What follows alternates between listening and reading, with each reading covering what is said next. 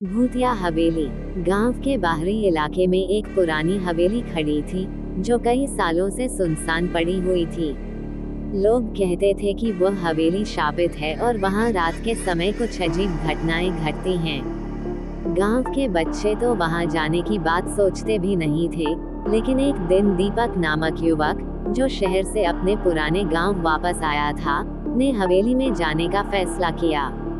दीपक को हमेशा से रहस्यों में रुचि थी और वह जानना चाहता था कि वो हवेली सच में शापित थी या सिर्फ अफवाहें थीं। एक शाम सूरज ढलते ही वह हवेली की ओर चल पड़ा।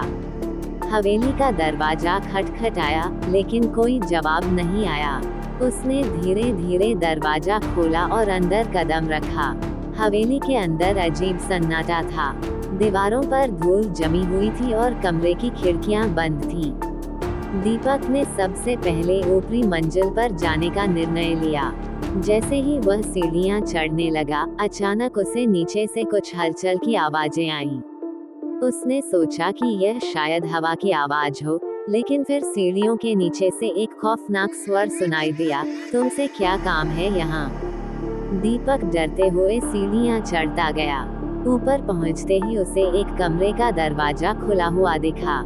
कमरे में एक पुरानी तस्वीर थी, जिसमें एक महिला का चेहरा धुंधला हो चुका था।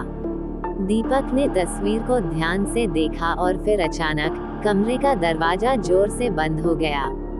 कमरे की रोशनी चली गई और चारों ओर अंधेरा छा गया। दीपक ने अपनी जेब से मोबाइल निकाला और फ्लैशलाइट जलाई, तभी उसके सामने एक महिला का रूप दिखा। वो महिला रोते हुए बोल रही थी, यहाँ से जाओ, नहीं तो तुम भी मेरी तरह फंस जाओगे। दीपक का दिल जोर जोर से धड़कने लगा। वो मुड़कर भागने की कोशिश करने लगा, लेकिन दरवाजा एक अजीब तरीके से बंद हो चुका था। अचानक महिला ने दीपक के हाथ पकड़ लिए और उसकी आवाज उसके कानों में गूंजने लगी, तुम हमारे घर में आए हो, अब तुम हमें छोड़कर नहीं जा सकोगे। दीपक घबराकर चिल्लाया, लेकिन उसकी आवाज हवेली के सन्नाटे में खो गई। अगले दिन गांव के लोग हवेली के पास गए, लेकिन दीपक वहां से गायब था।